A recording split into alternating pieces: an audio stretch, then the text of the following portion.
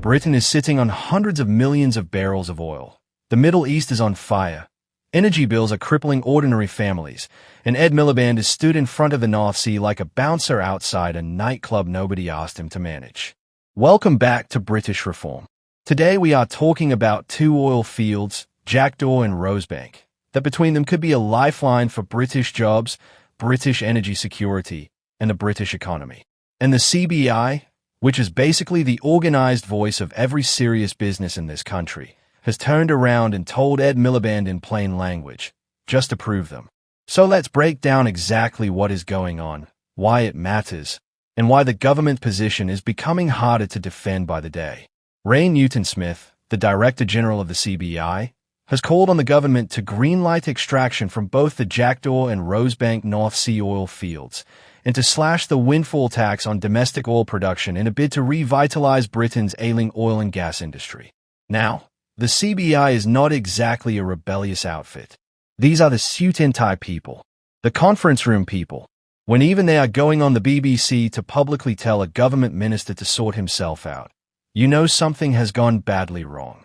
And what did Newton-Smith actually say?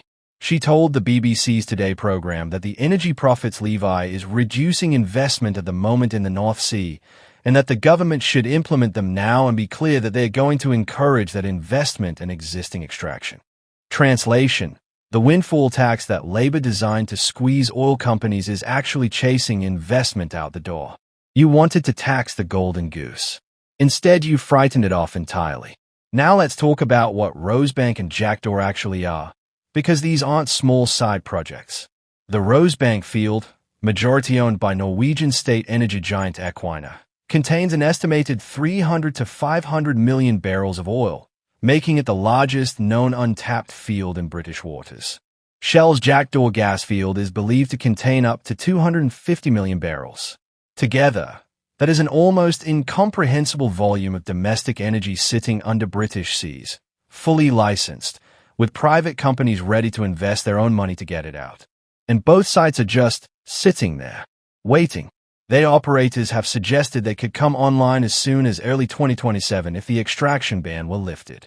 2027. That is not some distant fantasy. That is 18 months away. Jobs, tax revenue, energy security, all of it available within the parliamentary term. If only someone at the top would give a nod. So why haven't they? Well, here's the background. Operators of both the Rosebank and Jackdaw fields were barred from kicking off extraction last year after a High Court judge ruled the licenses had been granted unlawfully. That ruling created the legal roadblock. But here's the crucial bit that the government keeps glossing over. Both fields already boast a government-approved license, and so are seen by some analysts as a way to boost domestic petrochemical production without the government reneging on its flagship promise not to approve new exploration. Read that again. The government could approve these fields without technically breaking its own climate pledges. The legal path exists. The political cover exists. The only thing missing is the courage to actually do it. And it's not just the CBI banging this drum. Newton-Smith's remarks echo a previous intervention from the think tank run by former Prime Minister Tony Blair, which also urged ministers to accelerate domestic supply to reduce reliance on volatile imports. Tony Blair's own institute, the man who defined the modern Labour Party, telling the current Labour government to drill for oil. You genuinely could not make this up. When the patron saint of New Labour is aligned with the CBI and pointing at the same piece of ocean and saying, "Go on then," and the government is still dithering, that tells you everything you need to know about where Ed Miliband's priorities actually sit. And the pressure is only intensifying. The outbreak of war in the Middle East has added further urgency to the call for the government to overrule the decision as a means of securing UK energy production and helping protect jobs during the energy crisis. We are living in a world where global energy markets can be scrambled overnight by events thousands of miles away. Britain having its own domestic supply is not an ideological preference. It's basic national resilience. Every barrel we don't extract from our own waters is a barrel we end up importing from somewhere far less stable.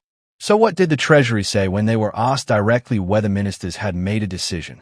James Murray, Chief Secretary to the Treasury, refused to say whether ministers had come to a decision on the two fields' future, saying only that it was a decision for the Energy Secretary to make. The Treasury passing the hot potato to Miliband. Miliband presumably passing it back. Meanwhile, the rigs aren't drilling, the jobs aren't being created, the tax revenues aren't coming in, and British families are still paying through the nose for their energy bills. This is the Labour Party in 2026 in a nutshell. Presented with a ready-made solution that ticks the economic boxes, provides energy security, and doesn't even technically break their own promises, and they are still finding a way to sit on their hands and do absolutely nothing. Rosebank and jackdaw are not a left-wing or right-wing issue. They are a common sense issue. And if this government can't find it in themselves to make the obvious call, the British people will find politicians who can. If you're tired of watching common sense get buried under green ideology and political cowardice, subscribe to British Reform and keep watching. We're not stopping until someone actually starts doing their job.